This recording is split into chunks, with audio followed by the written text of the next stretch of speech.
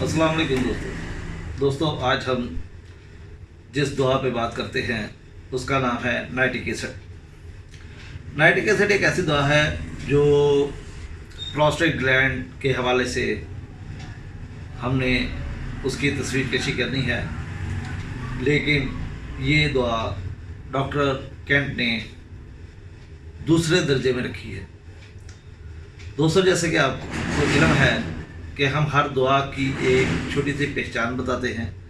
उसके बाद प्रोस्टेट के हवाले से हम ये बताते हैं कि ये किस तरीके से प्रोस्टेट ग्लैंड पर असर अंदाज होती है। तो दोस्तों, इस दुआ का खासा है कि ये दुआ ख़ास तौर पर उस जगह ज़्यादा अमल रखती है, ज़्यादा असर रखती है जिस जगह में बलगमी झिल्लियाँ जिल्द के साथ आकर मिलती है,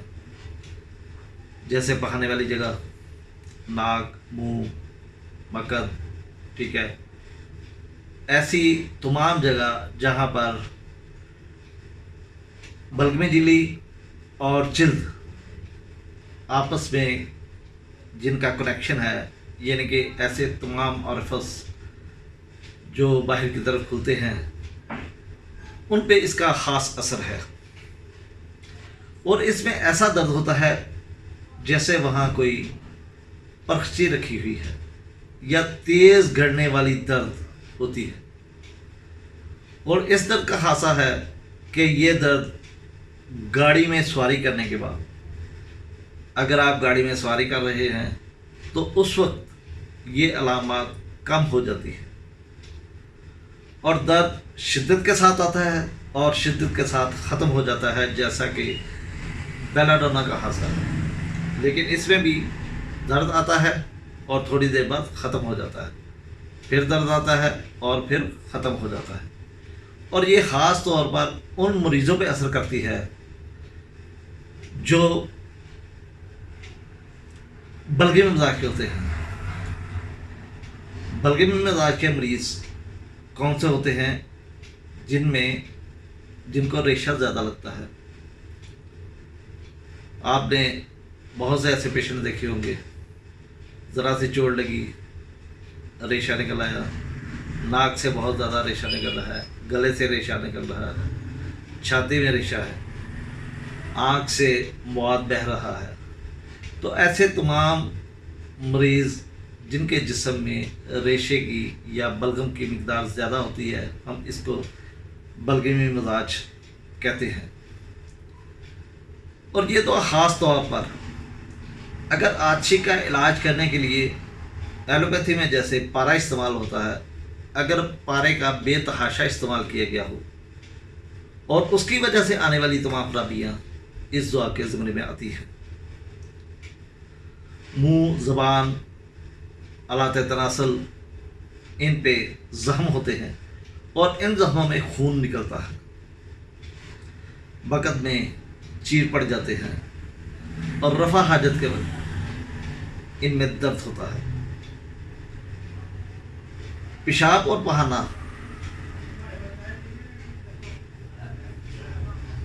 में भी तकलीफ़ होती है। ये दुआ ख़ासकर उन लोगों के लिए मुफीद है जो किसी पुरानी बीमारी में मुब्तला होते हैं और मज़े की बात, इन्हें बहुत जल्द नज़ला ज़ुकाम हो जाता है, दस्त भी होते हैं, जिस्मानी बेकरारी होती है, बेचैनी होती है। मलेरिया के साथ तिल्ली और जिगर की खराबियाँ शामिल होती हैं। मलेरिया बुखार, जैसे कि आप जानते हैं कि इसका अटैक तिल्ली के ऊपर होता है, तिल्ली बढ़ जाती है। तो इसी तरीके से अगर मलेरिया बुखार हो और साथ जिगर और तिल्ली की खराबियाँ हों, खून की कमी हो, तो नाइटिक एसिड एक बहुत अच्छी दवा है। पेशाब में भी रेत आती है और जोड़ों की सोजिश, ख़ास तौर पर उस जगह से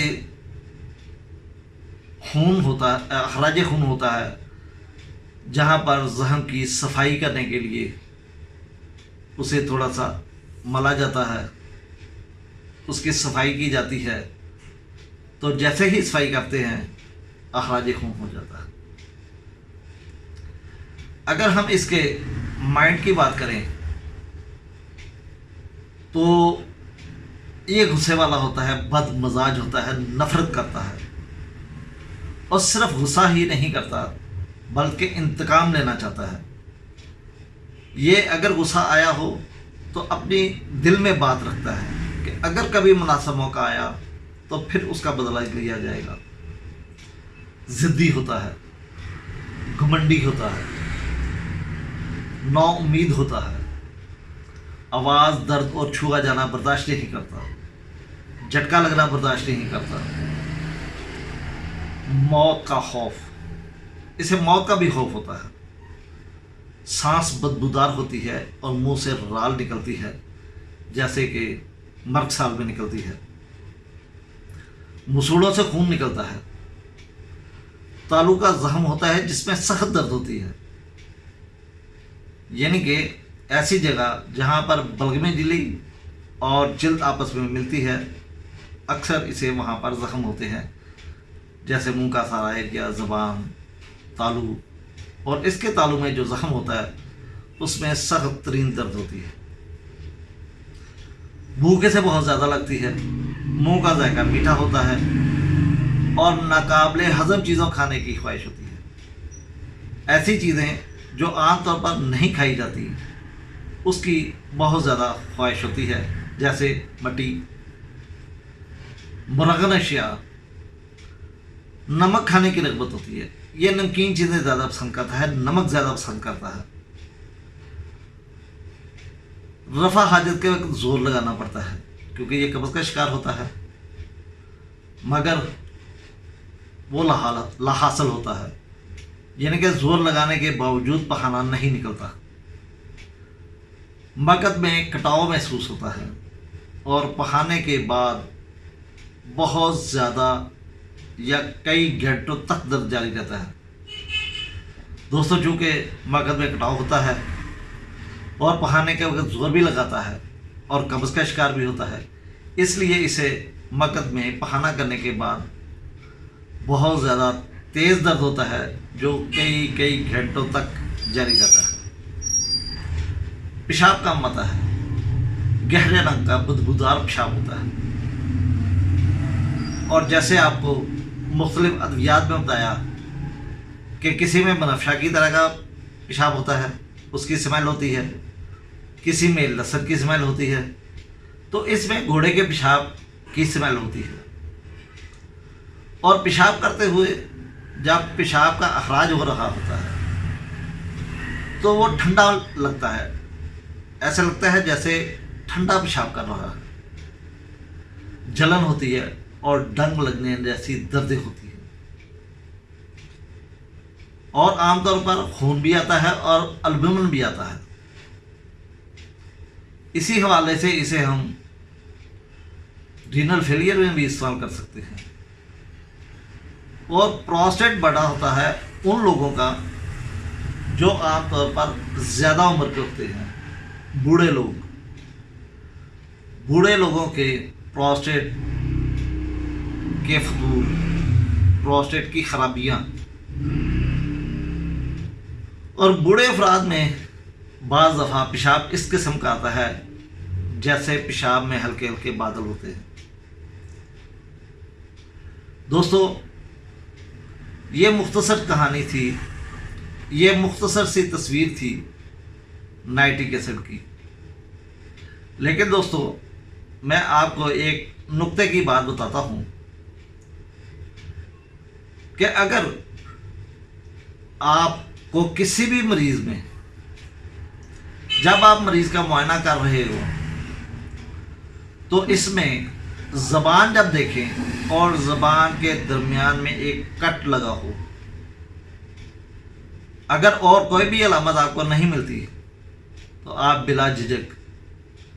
اسے نائٹرک ایسڈ استعمال کروا سکتے ہیں۔ 4 چیزیں آپ نے دیکھنی ہیں اگر 4 علامات کسی بھی مریض میں، چاہے وہ کینسر کا ہو، پروسٹیٹ کا ہو، وہ رینل فیلئر کا ہو، یا جوڑوں کی دردوں کا ہو، یا کسی بھی بیماری کا ہو، تو اس میں یہ 4 چیزیں آپ نے ضرور دیکھنی ہیں۔ نمبر 1، زبان میں کٹ لگا ہونا۔ نمبر 2، اگر کہیں بھی زخم ہو اس کی صفائی کرتے وقت اس میں سے خون نکلنا۔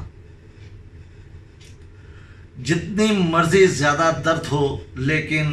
گاڑی میں سواری کرتے وقت درد کا کم ہو جانا۔ پیشاب میں گھوڑے کے پیشاب کی سمیل ہوتی ہے،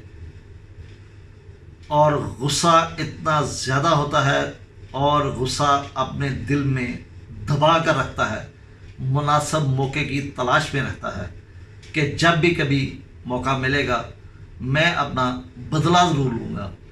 یہ بدلے کی آگ میں جلتا رہتا ہے۔ دوستو، اگر آپ کو ان میں سے کوئی علامت 2 3 4 علامات مل جاتی ہیں تو آپ بلا جھجک نائٹرک ایسڈ کا استعمال کر کے بہت سے مریضوں کو شفا یاب کر سکتے ہیں، اور پروسٹیٹ گلینڈ کے حوالے سے بھی اسے استعمال کر کے پروسٹیٹ کے سائز کو کم کر سکتے ہیں، یعنی کہ انلارجمنٹ آف پروسٹیٹ کے مریض کو آپ شفا دے سکتے ہیں۔ دوستو، امید ہے کہ یہ ویڈیو آپ کو پسند آئی ہوگی۔ اگر یہ ویڈیو پسند آئے تو دوستوں سے شیئر کریں، چینل کو سبسکرائب کریں۔ اللہ حافظ، اللہ نگہبان۔